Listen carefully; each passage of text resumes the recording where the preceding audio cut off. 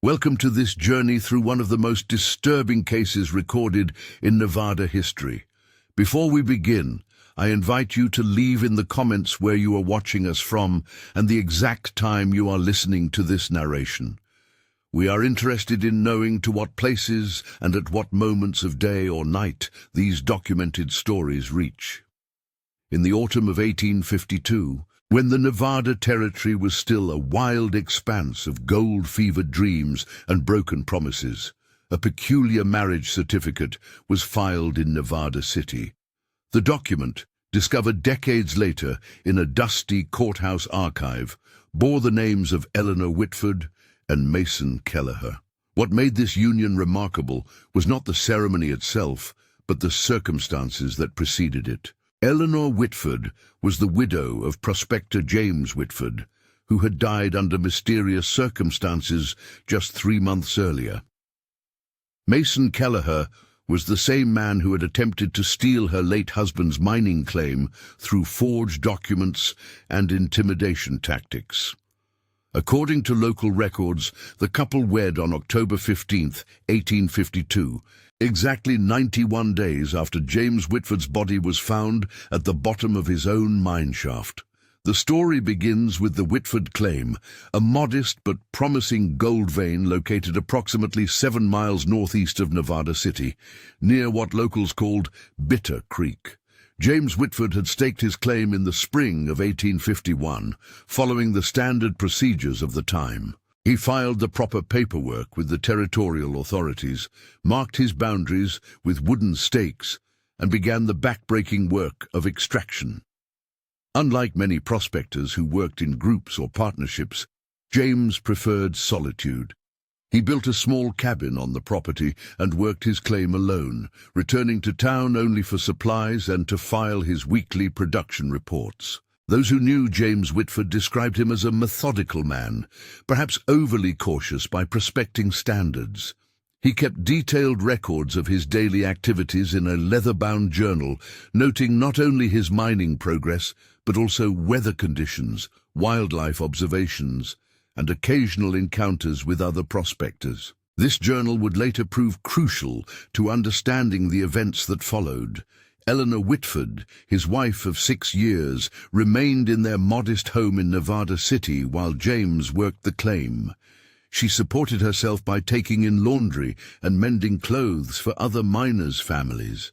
Neighbors later recalled that she rarely spoke of her husband's work, maintaining an almost studied silence about the details of his mining activities. The first indication that something was amiss came in late June of 1852, when James failed to appear for his weekly supply run. Eleanor waited 2 additional days before alerting the local authorities. A search party was organized, led by Deputy Marshal Thomas Crawford. They found James's camp undisturbed, his tools neatly arranged, and his journal open to an entry dated June 23rd. The entry was incomplete, ending mid-sentence with the words, "Strange sounds from the lower tunnel again last night. Mason was here today asking about the..." The rest of the page was blank. The search for James Whitford continued for 5 days. His body was eventually discovered at the bottom of the main shaft, approximately 40 feet below ground level. The circumstances of his death were immediately suspicious. James was an experienced miner who understood the dangers of working alone underground. He had installed proper safety ropes and had never been known to take unnecessary risks. Yet he was found at the bottom of the shaft without his safety equipment, which remained securely fastened at the surface. Dr. Samuel Morrison, who served as the town's coroner, noted in his report that while the fall could have been fatal, there were additional injuries that seemed inconsistent with a simple accident. These details, however, were never officially investigated due to the limited resources and expertise available in the territorial justice system. Mason Kelleher appeared in Nevada City 3 weeks after James Whitford's funeral. He claimed to be a mining engineer from California, carrying credentials that identified him as an expert in claim evaluation and extraction techniques. Kelleher was a tall, well-dressed man in his 30s, with the kind of confidence that impressed people in frontier towns where expertise was rare and valuable. He took rooms at the Nevada House, the town's only hotel, and began making inquiries about available mining claims. It was during these inquiries that he first learned of the Whitford property and expressed interest in examining the site for potential purchase. Eleanor Whitford's initial reaction to Kelleher's approach was one of polite refusal. According to witnesses who later testified about these early encounters, she explained that she was not yet ready to sell her late husband's claim. The property held sentimental value, she said, and she needed time to properly settle his affairs. Kelleher accepted this explanation graciously and offered his condolences. However, he continued to visit Eleanor regularly, ostensibly to offer assistance with the technical aspects of mining that might be beyond her understanding as a woman. These visits became more frequent throughout the summer of 1852. What the townspeople did not initially know was that Kelleher had been quietly researching the Whitford claim long before James's death. Records later discovered in a trunk belonging to Kelleher showed that he had been corresponding with various territorial offices as early as April 1852, making inquiries about the claim's boundaries, production reports, and legal status. Among these documents was a detailed map of the Whitford property, drawn with a precision that suggested intimate familiarity with the site. The map included notations about geological formations and potential expansion areas that would have required extensive on-site observation to compile. During the first week of August, Kelleher made his first direct attempt to acquire the Whitford claim. He presented Eleanor with a set of legal documents that he claimed proved irregularities in her late husband's original filing.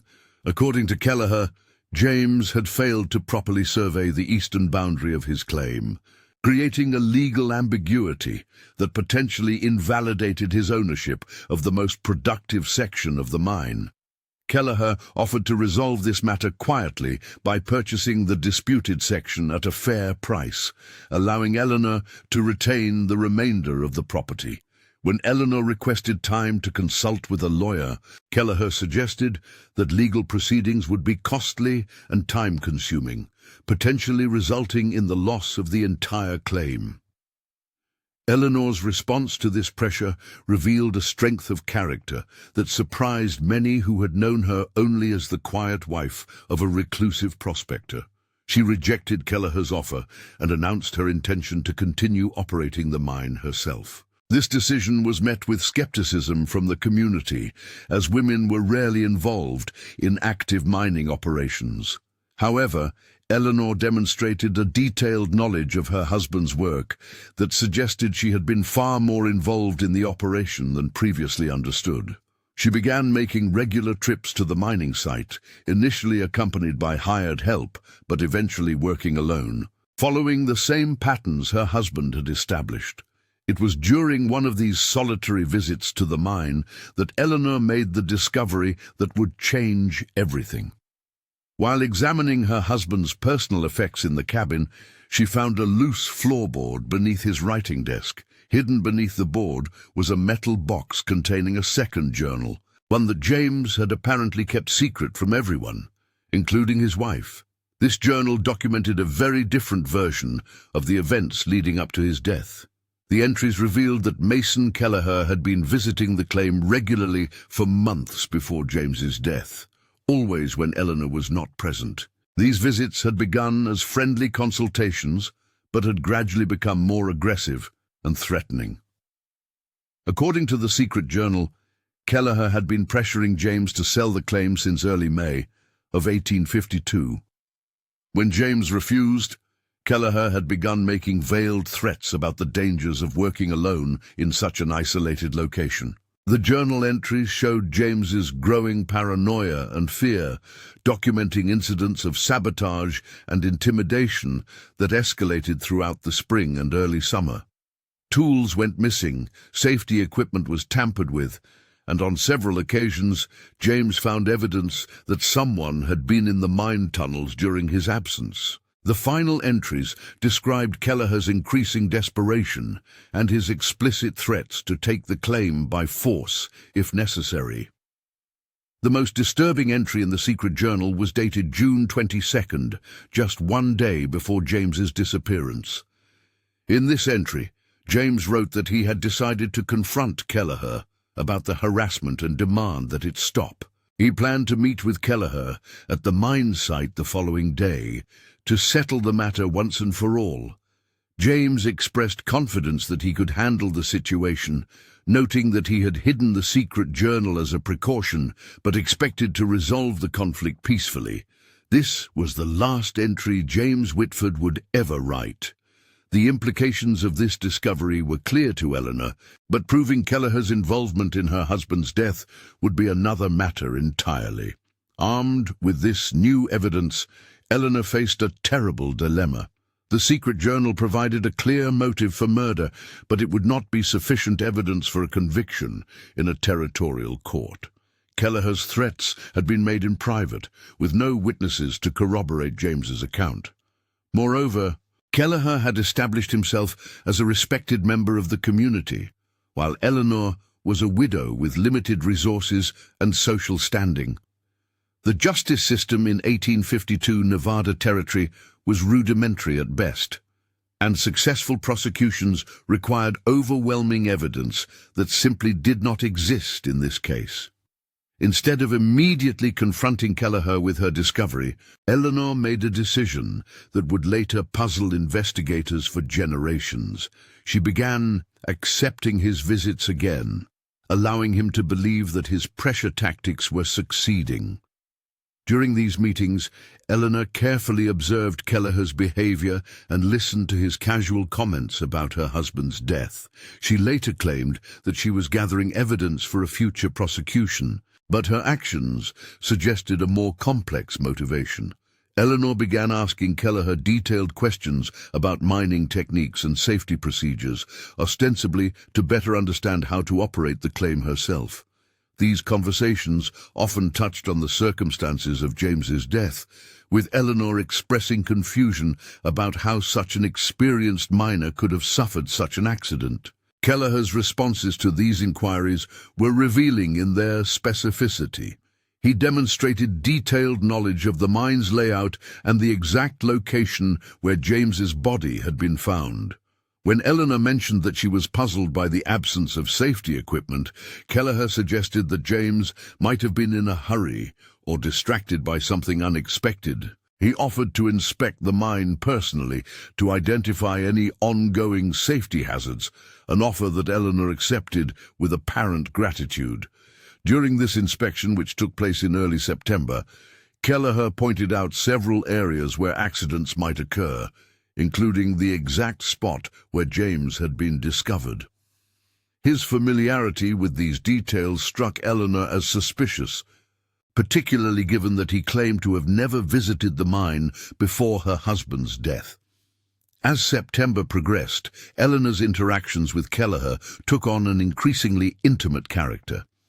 She began inviting him to dinner at her home in town, and he reciprocated by bringing her gifts and offering assistance with various domestic matters. To outside observers, it appeared that a widow and a sympathetic gentleman were developing a natural romantic attachment. However, Eleanor's private writings from this period, discovered years later, revealed her true intentions. She was systematically gathering information about Kelleher's background, his financial resources, and his connections in California. She had come to believe that a direct confrontation or legal action would be futile, and that her only chance for justice lay in a more personal form of retribution. The announcement of Eleanor and Mason's engagement came in early October, just 4 months after James Whitford's death. The news shocked the community.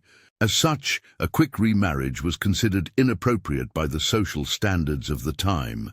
However, frontier life often demanded practical decisions over social conventions, and Eleanor's need for protection and support seemed to justify the hasty union. The engagement was brief, with the wedding scheduled for October 15th. Mason appeared delighted by this development, as marriage to Eleanor would give him legal control over the mining claim that he had been unable to acquire through other means.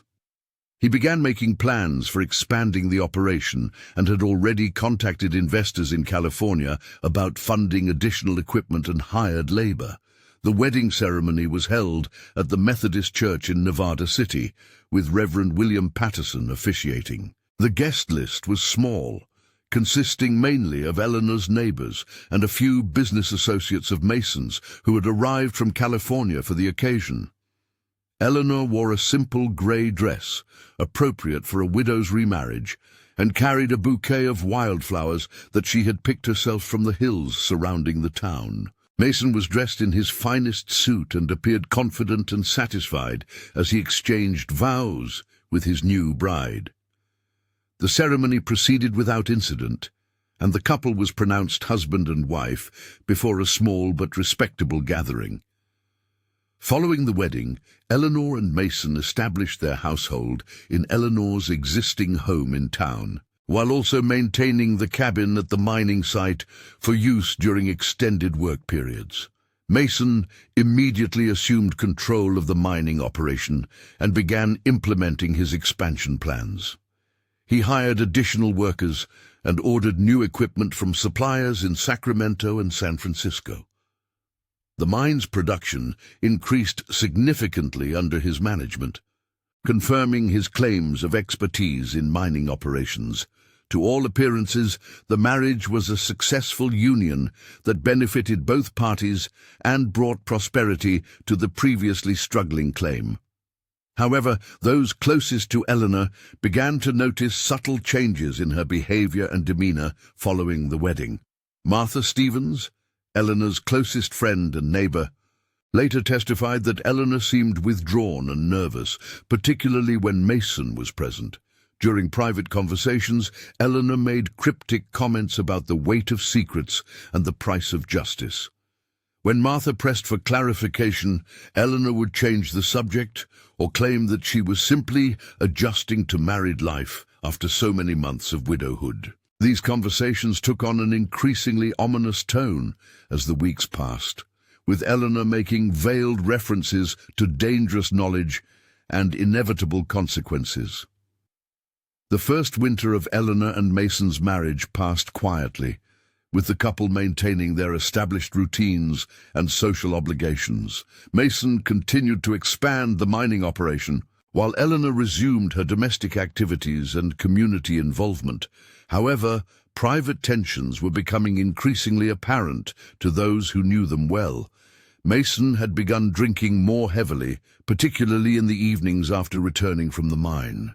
Eleanor, meanwhile, spent long hours reading her late husband's journals and other personal papers, often late into the night when Mason was asleep.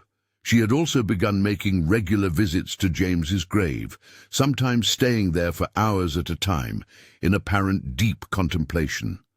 The resolution of this carefully orchestrated drama began to unfold in the spring of 1853, approximately 6 months after the wedding. Eleanor had apparently spent the winter months planning her next move, using her position as Mason's wife to gain access to his personal papers and business correspondence.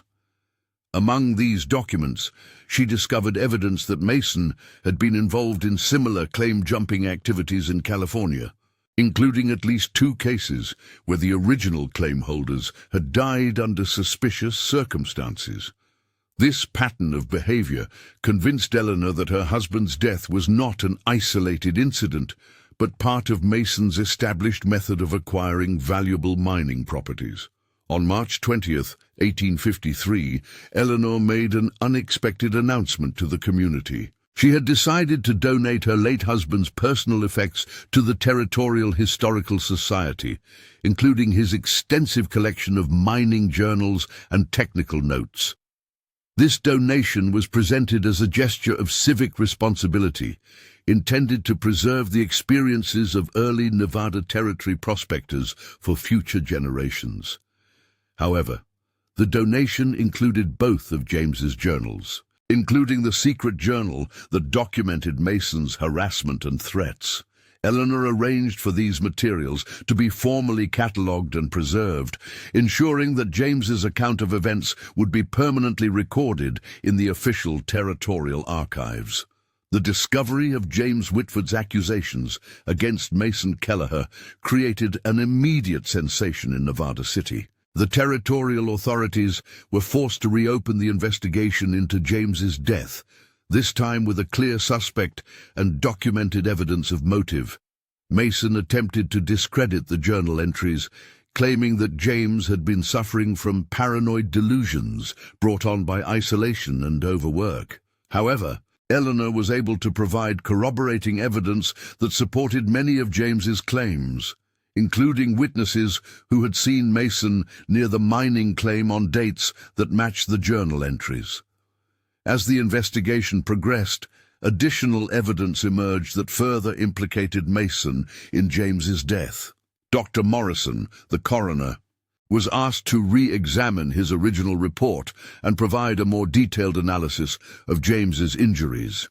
His revised findings suggested that James had likely been struck by a heavy object before falling into the shaft, making accidental death far less probable. Furthermore, investigation of the mine site revealed that the safety equipment had been deliberately sabotaged, with rope fibers showing evidence of being partially cut rather than naturally frayed. The legal proceedings that followed were complicated by Eleanor's status as Mason's wife, which prevented her from testifying against him under territorial law. However, her careful documentation and preservation of evidence allowed prosecutors to build a compelling case without requiring her direct testimony. Mason's previous activities in California were also investigated, revealing a pattern of suspicious deaths and fraudulent claim acquisitions that supported the prosecution's theory of premeditated murder. The trial drew significant attention throughout the Nevada Territory, as it represented one of the first successful prosecutions of a complex mining-related crime. Mason Kelleher was convicted of the murder of James Whitford on September 8, 1853, almost exactly 1 year after his marriage to Eleanor. The jury deliberated for less than 3 hours before returning a guilty verdict.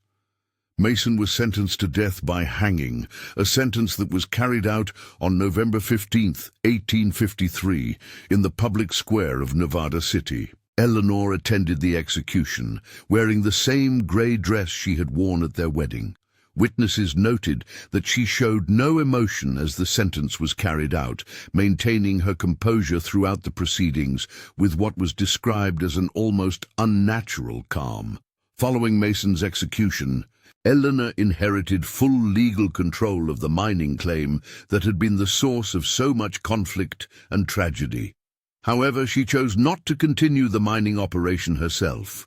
Instead, she sold the property to a mining consortium from California and used the proceeds to establish herself in San Francisco, where she lived quietly for the remainder of her life. She never remarried, though she was courted by several suitors who were attracted by her reputation for intelligence and determination. Eleanor's later years were marked by involvement in various charitable organizations, particularly those focused on helping widows and orphans of mining accidents. The mining claim itself continued to produce gold for several more years under its new ownership, eventually becoming one of the more successful operations in the Nevada City area. However, the property acquired a reputation for being unlucky, and workers reported frequent accidents and equipment failures that seemed to occur with unusual frequency. Several miners claimed to hear voices in the tunnels, particularly in the area where James Whitford's body had been discovered. These reports were generally dismissed as superstition, but they contributed to the property's ominous reputation among the local mining community. In 1862, nearly a decade after the events described here, a fire destroyed much of Nevada City, including the courthouse where the records of the Whitford Kelleher case were stored. Most of the official documentation was lost, leaving only fragments and copies that had been distributed to other territorial offices. Eleanor's donation of James's journals to the Historical Society proved to be crucial in preserving the details of this case, as these documents survived the fire and remained available for later researchers and historians. Dr. Harold Wickham, a professor of Western American history at the University of California, conducted an extensive study of the Whitford case in 1957 as part of his research into territorial justice systems. Dr. Wickham's analysis, published in the Journal of Frontier Studies, concluded that Eleanor Whitford's actions represented one of the most sophisticated examples of premeditated revenge in territorial legal history. By marrying her husband's killer, Eleanor had gained access to information and evidence that would have been impossible to obtain through conventional investigation. Her patient gathering of evidence and careful timing of its release demonstrated what Dr. Wickham described as a level of strategic thinking rarely seen in frontier justice. The psychological aspects of Eleanor's decision to marry Mason have been the subject of considerable debate among historians and criminologists. Some scholars have suggested that her actions were motivated purely by practical considerations, arguing that marriage was the only way she could gain access to the evidence needed to convict her husband's killer. Others have proposed that Eleanor was driven by a more complex form of psychological revenge, seeking not only legal justice, but also the personal satisfaction of deceiving and ultimately destroying the man who had murdered her first husband. What remains undisputed is the extraordinary nature of Eleanor's commitment to her plan. Living as the wife of her husband's murderer required exceptional emotional control and determination. The psychological toll of this deception must have been enormous, yet Eleanor maintained her charade for almost a year while systematically gathering the evidence that would ultimately convict Mason. Her ability to function normally in this situation, attending social events and maintaining household routines while harboring such dark knowledge, suggests a level of psychological resilience that was remarkable even by frontier standards. The broader implications of the Whitford case extended beyond the specific circumstances of James's murder and Eleanor's revenge. The case highlighted the vulnerabilities of isolated prospectors in the territorial period and the ease with which unscrupulous individuals could exploit the primitive legal and law enforcement systems of the time. Mason Kelleher's success in establishing himself as a respectable member of the community, despite his criminal background, demonstrated how the anonymity and mobility of frontier life could provide cover for predatory behavior. The case also illustrated the limited options available to women seeking justice in the territorial legal system. Eleanor's inability to testify against her husband under territorial law forced her to find alternative methods of ensuring Mason's prosecution. Her decision to preserve her husband's journals as historical documents was particularly clever, as it created a permanent legal record that could not be challenged or suppressed. This strategy revealed a sophisticated understanding of how evidence and documentation functioned in territorial legal proceedings. Modern forensic analysis of the surviving evidence from the Whitford case has provided additional insights into the events of 1852 and 53.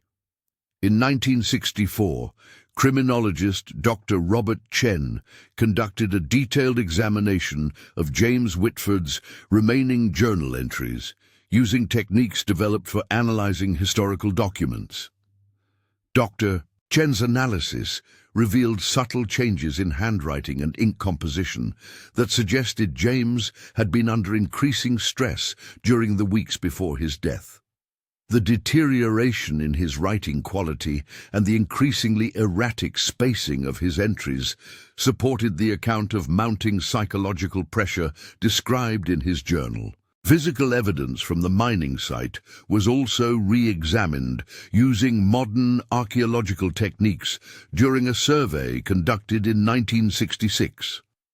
Researchers found traces of deliberately weakened support timbers in the area where James's body was discovered, supporting the theory that Mason had sabotaged the mine to create the appearance of an accident. The positioning of these damaged timbers suggested careful planning rather than random vandalism, providing additional support for the premeditation theory that had been central to Mason's conviction. The legacy of Eleanor Whitford's actions has continued to influence discussions of frontier justice and women's rights in the American West. Legal scholars have noted that her case represents an early example of a woman successfully navigating the limitations of territorial law to achieve justice for a serious crime. Her methods, while unconventional, demonstrated the kind of resourcefulness and determination that characterized many frontier women who faced seemingly impossible circumstances. The psychological complexity of Eleanor's behavior has also attracted attention from researchers studying trauma and revenge in historical contexts. Her ability to maintain emotional control while living intimately with her husband's killer represents an extreme example of what psychologists now recognize as dissociative coping mechanisms. The fact that she was ultimately successful in her quest for justice suggests that this psychological strategy, while potentially damaging, served its intended purpose in her specific circumstances. Historical records indicate that Eleanor Whitford lived until 1891, dying peacefully in San Francisco at the age of 67. She left behind a substantial estate, most of which was donated to charitable organizations serving miners' families and widows. Her personal papers, discovered after her death, included additional documentation related to the events in Nevada City, including detailed notes about Mason Kelleher's background and criminal associations that had never been made public during his trial. Among Eleanor's private papers was a letter addressed to future researchers, dated 1889, just 2 years before her death. In this letter, Eleanor provided her own account of the events surrounding her husband's murder and her decision to marry his killer. She wrote, "I have carried the weight of these secrets for nearly 40 years, and I believe the time has come to ensure that the complete truth is preserved for history. What I did was necessary, but I would not recommend such a course to others unless all conventional paths to justice have been exhausted.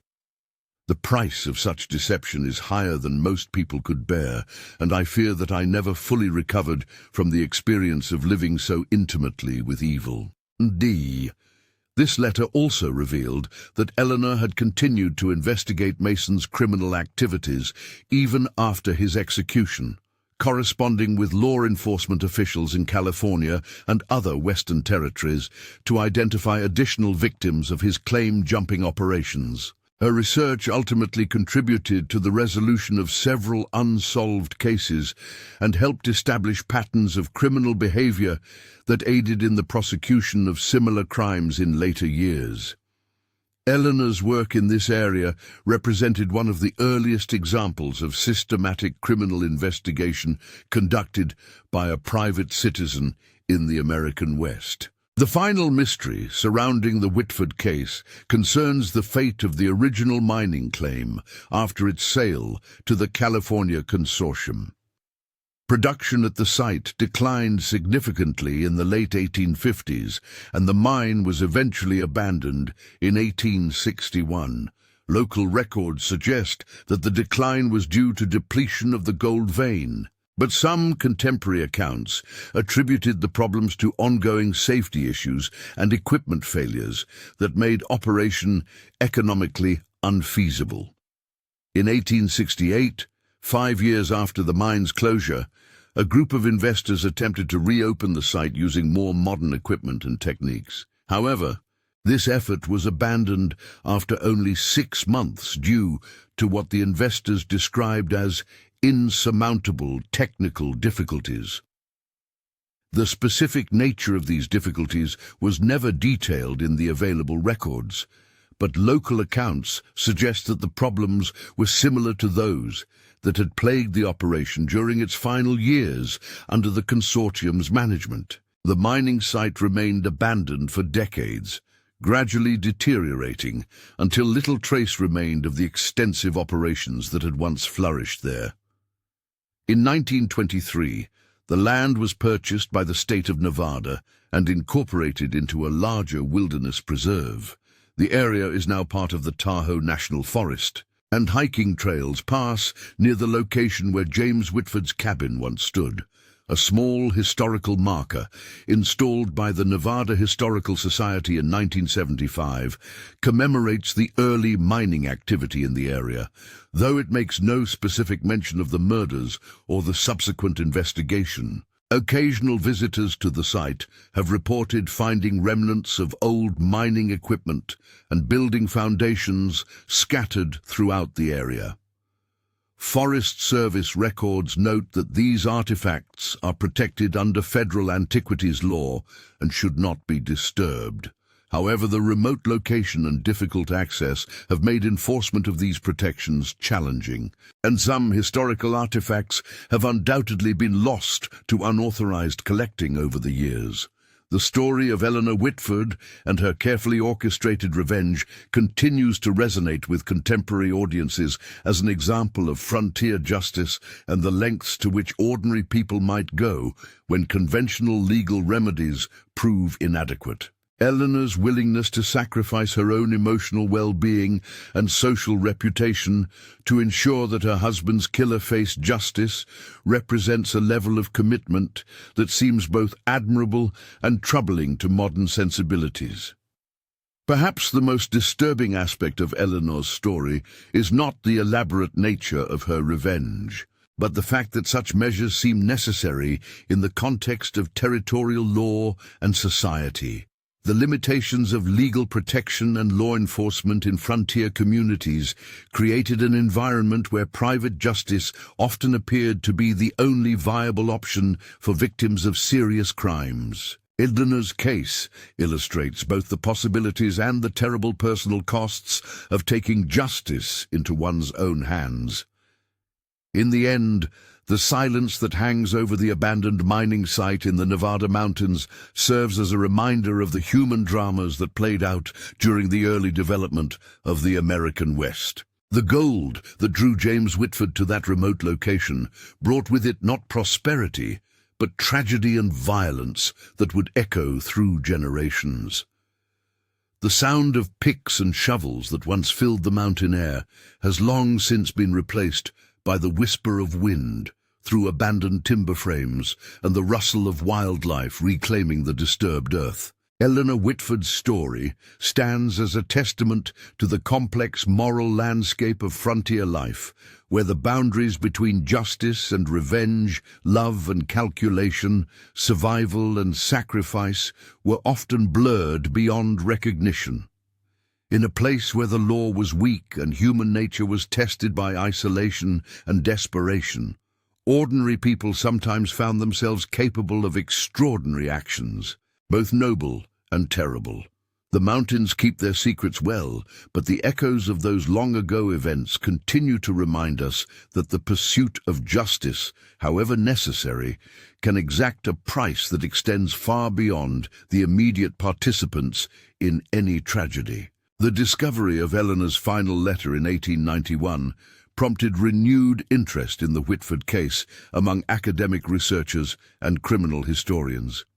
Professor Margaret Thornfield of Stanford University obtained permission to examine Eleanor's complete personal archive in 1932, as part of a broader study examining women's responses to frontier violence. Professor Thornfield's analysis revealed additional layers of complexity in Eleanor's motivations and methods that had not been previously understood.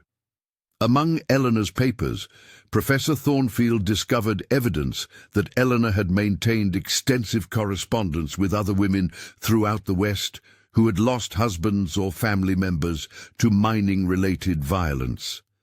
These letters, spanning nearly 3 decades, documented an informal network of widows and survivors who shared information about dangerous individuals and provided mutual support in seeking justice for crimes that often went unpunished by territorial authorities. Eleanor appeared to have served as a central figure in this network, using her experience and resources to help other women navigate similar situations. One particularly significant correspondence involved Martha Brennan of Colorado, whose husband had disappeared in 1858 under circumstances remarkably similar to James Whitford's death. Martha had written to Eleanor seeking advice about a man named Thomas McKenna, who had appeared in her community shortly after her husband's disappearance and was attempting to purchase her mining claim through intimidation and forged documents. Eleanor's response, dated September 12, 1858, provided detailed instructions on how to document threatening behavior and preserve evidence for future legal proceedings. Eleanor's letter to Martha Brennan revealed that she had learned from her own experience and developed more effective strategies for dealing with claim jumpers and murderers. Rather than recommending the extreme measures she had taken in her own case, Eleanor advised Martha to work with local law enforcement and territorial authorities while simultaneously building a comprehensive case through careful documentation. Eleanor's guidance proved successful. Thomas McKenna was eventually arrested and convicted of fraud, though the murder charges could never be proven due to the lack of direct evidence. This correspondence network also revealed the broader scope of violence and criminal activity associated with Western mining operations during the territorial period. Eleanor's letters documented dozens of cases involving suspicious deaths, claim jumping, and intimidation tactics directed at isolated prospectors and their families. The patterns described in these letters suggested that men like Mason Kelleher and Thomas McKenna were part of a larger criminal enterprise that operated throughout the Western Territories, taking advantage of weak law enforcement and primitive communication systems to prey on vulnerable mining families. Professor Thornfield's research also uncovered evidence that Eleanor had continued to investigate Mason Kelleher's background long after his execution, apparently driven by a need to understand the full scope of his criminal activities. Through correspondence with law enforcement officials and former associates, Eleanor had traced Mason's activities back to 1847, when he had first appeared in the California gold fields. Her research revealed at least 7 suspicious deaths associated with Mason's presence in various mining communities, suggesting that James Whitford's murder was part of a 5-year pattern of predatory behavior. The most disturbing discovery in Eleanor's archive was a detailed map showing the locations of Mason's suspected crimes throughout California and Nevada. Eleanor had painstakingly researched each incident, correlating newspaper reports, official records, and eyewitness accounts to build a comprehensive picture of Mason's criminal career. This map revealed that Mason had targeted isolated prospectors with particular precision, focusing on claims that showed promise, but were operated by men working alone or with minimal family support. Eleanor's research methods demonstrated a level of investigative sophistication that was remarkable for a frontier widow with limited formal education. She had developed systematic approaches for verifying information, cross-referencing sources, and identifying patterns that would not have been out of place in a modern criminal investigation. Her correspondence shows that she understood the importance of building cases that could withstand legal scrutiny, and she had apparently learned from the difficulties encountered during Mason's prosecution to develop more effective evidence-gathering techniques. The psychological toll of Eleanor's long investigation became apparent in her later letters, which showed increasing signs of emotional strain and social isolation. Despite her success in achieving justice for her husband's murder, Eleanor appeared to have been deeply affected by her years of intimate contact with violence and criminal behavior. Her correspondence from the 1860s and 70s revealed growing distrust of strangers and an obsessive concern with personal security that suggested lasting psychological damage from her experiences. Eleanor's final years in San Francisco were marked by increasing withdrawal from social activities and growing preoccupation with her health and safety. Friends and neighbors later described her as a woman who seemed constantly vigilant, checking locks multiple times each evening and avoiding situations where she might be alone with unfamiliar men. These behaviors, while understandable given her experiences, suggested that Eleanor never fully recovered from the trauma of living with her husband's killer and the subsequent years of investigating violent crime. The impact of Eleanor's work extended beyond her personal quest for justice to influence broader developments in Western law enforcement and criminal investigation. Several of the techniques she developed for documenting threatening behavior and preserving evidence were later adopted by territorial and state authorities as standard procedures for investigating mining-related crimes. Her correspondence network also provided a model for information sharing that influenced the development of more formal law enforcement cooperation between Western territories and states. In 1873, 20 years after Mason Kelleher's execution, the Nevada state legislature passed the Whitford Act, which established specific legal protections for mining claim holders and their families. The legislation was prompted partly by Eleanor's documentation of ongoing problems with claim jumping and violence in the mining industry. The Act created harsher penalties for mining-related fraud and violence, and established procedures for protecting the rights of widows and heirs to mining claims. While the legislation came too late to help Eleanor herself, it prevented countless similar tragedies in subsequent years. Eleanor's influence on mining law extended beyond Nevada to other Western states, where legislators used her documented cases to justify similar protective legislation.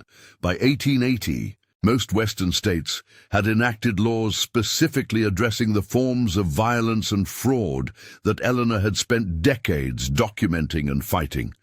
These legal changes represented one of the most significant lasting impacts of Eleanor's work, creating protections that saved countless lives and prevented enormous financial losses among mining families. The final chapter of Eleanor's story unfolded in 1889, when she made the decision to donate her entire archive of correspondence and research to the University of California for use by future researchers and law enforcement officials. This donation included not only her personal papers, but also extensive files on unsolved mining-related crimes throughout the West. Eleanor's accompanying letter explained that she hoped her work would continue to serve the cause of justice even after her death. Eleanor's health began to decline rapidly in 1890, and she spent her final months organizing her affairs and ensuring that her research would be properly preserved. She established a small trust fund to support continued investigation of unsolved mining crimes, and she arranged for copies of her most important documentation to be distributed to law enforcement agencies throughout the Western states.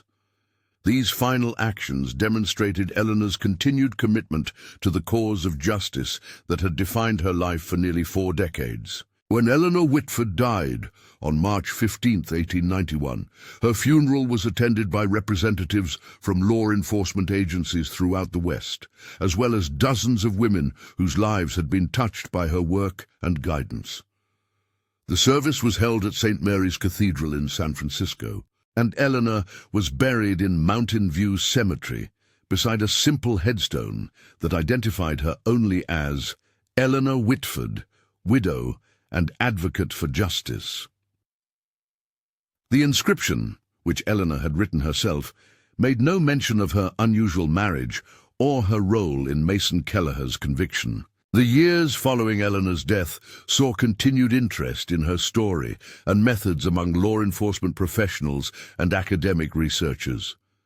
In 1895, the San Francisco Police Department established the Whitford Method as a standard approach for investigating complex fraud cases, based on Eleanor's systematic documentation and evidence-gathering techniques. Similar programs were adopted by police departments in other Western cities, making Eleanor's investigative methods part of the standard law enforcement toolkit. The psychological aspects of Eleanor's story continued to attract attention from medical and academic professionals interested in understanding how individuals cope with extreme trauma and loss. Dr. Elizabeth Morrison of the San Francisco Medical College published a detailed analysis of Eleanor's case in 1902, examining the long-term effects of her decision to marry her husband's killer. Dr. Morrison's study concluded that Eleanor's actions, while successful in achieving their intended goal, had resulted in lasting psychological damage that affected her for the remainder of her life. Modern criminal psychologists have identified Eleanor's case as an early example of what is now recognized as complex post-traumatic stress disorder, resulting from prolonged exposure to threatening and violent situations. Eleanor's behavioral patterns in her later years, including her hypervigilance and social withdrawal, are now understood as common responses to severe trauma. However, her ability to function effectively despite these symptoms and to channel her experiences into meaningful advocacy work represents an unusual example of resilience and adaptive coping. The original Whitford mining site remained largely forgotten until 1957, when a group of amateur historians and metal detector enthusiasts received permission to survey the area for historical artifacts. Their investigation uncovered the foundations of James Whitford's original cabin, along with various mining tools and personal items that had been left behind when the site was abandoned. Among these discoveries was a metal strongbox that contained additional papers and documents related to the Whitford family and their mining operation. The contents of this strongbox provided new insights into James Whitford's state of mind during his final weeks and confirmed many of the details recorded in his secret journal. Among the papers was a draft of a letter that James had apparently intended to send to territorial authorities, formally accusing Mason Kelleher of harassment and threats. The letter was never completed or sent, suggesting that James had decided to confront Mason directly rather than seeking official intervention. This decision ultimately proved fatal, but it demonstrated James's belief that he could handle the situation through personal negotiation. Also found in the strongbox was a detailed map of the mining claim that James had drawn shortly before his death. This map showed not only the extent of his mining operation, but also the locations where he had observed evidence of trespassing and sabotage. The map correlated closely with Mason Kelleher's own map of the property, found among his personal effects after his arrest, providing additional evidence that Mason had conducted extensive surveillance of the site before attempting to acquire it through intimidation and ultimately murder. The discovery of these additional documents prompted a renewed examination of the case by historians and criminologists interested in frontier justice and criminal behavior. In 1962, Dr. William Harrison of the University of Nevada published a comprehensive study of the Whitford case that drew on all available evidence to create the most complete account of the events to date. Dr. Harrison's analysis confirmed Eleanor's version of events and praised her investigative methods as remarkably sophisticated for their time period. Dr. Harrison's study also examined the broader implications of the case for understanding justice and revenge in frontier society. He argued that Eleanor's actions represented a rational response to the inadequacies of territorial law enforcement rather than a simple act of personal revenge. Given the limited options available to her through conventional legal channels, Eleanor's decision to take justice into her own hands could be seen as a pragmatic solution to an impossible situation, rather than an act of emotional vengeance. The ethical questions raised by Eleanor's actions continue to be debated by scholars and legal professionals. While her methods ultimately succeeded in bringing her husband's killer to justice, they also involved extensive deception and manipulation that many would consider morally questionable.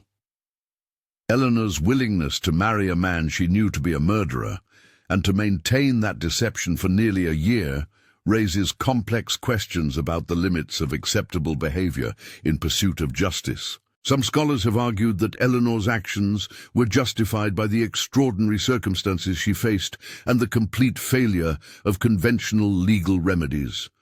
Others contend that her methods, however effective, violated fundamental principles of honesty and moral behavior that should not be compromised regardless of the circumstances. This debate reflects broader questions about the nature of justice and the acceptable limits of private action when public institutions fail to protect citizens from serious crimes.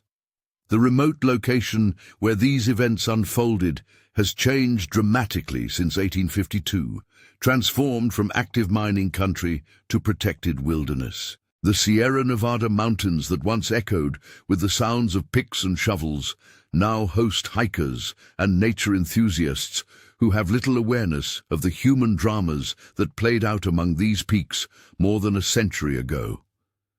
The silence that Eleanor noted in her final writings has indeed settled over the landscape, broken only by the sounds of wind and wildlife. Visitors to the area today can still find traces of the old mining operations if they know where to look. Scattered pieces of rusted equipment and overgrown tailings piles mark the sites where prospectors once labored in hope of striking it rich. The foundations of mining camps and cabins can sometimes be glimpsed through the undergrowth, slowly being reclaimed by the forest that preceded and ultimately survived the brief period of intensive human activity. The historical marker placed by the Nevada Historical Society in 1975 provides only the most basic information about the mining activity in the area, making no mention of the murders, investigation, or subsequent legal proceedings that made this location significant in the annals of frontier justice. Most visitors pass the marker without reading it, focused on the natural beauty of the landscape rather than its violent human history.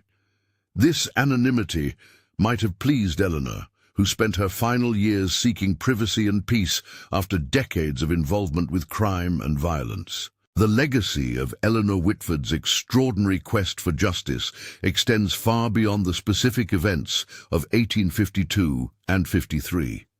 Her story illuminates the challenges faced by ordinary people caught in extraordinary circumstances, and the lengths to which they might go when conventional institutions fail to provide protection or redress. Eleanor's combination of courage, intelligence, and ruthless determination created a unique case study in frontier justice that continues to inform our understanding of crime, punishment, and the human capacity for both great good and terrible vengeance. In the end, the mountains of Nevada keep their secrets as they always have, indifferent to the human struggles that briefly disturbed their ancient peace. The gold that brought James Whitford to that remote valley and ultimately cost him his life was long since extracted and dispersed, leaving behind only scarred earth and fading memories. But the story of Eleanor Whitford and her calculated pursuit of justice remains as a reminder that even in the most isolated and lawless places, the human desire for justice can overcome seemingly impossible obstacles, though often at a cost that extends far beyond the immediate participants in any tragedy. The wind that whispers through the abandoned mining sites carries no voices from the past, but the silence itself speaks to the profound changes that can result when ordinary people are pushed beyond the limits of conventional moral behavior. Eleanor Whitford's story stands as both an inspiration and a warning, demonstrating the power of determination and intelligence while illustrating the terrible personal price that can be extracted by even the most justified acts of private vengeance. In that silence, perhaps, lies the truest memorial to all those whose lives were forever changed by the events that unfolded in those remote Nevada mountains more than a century and a half ago.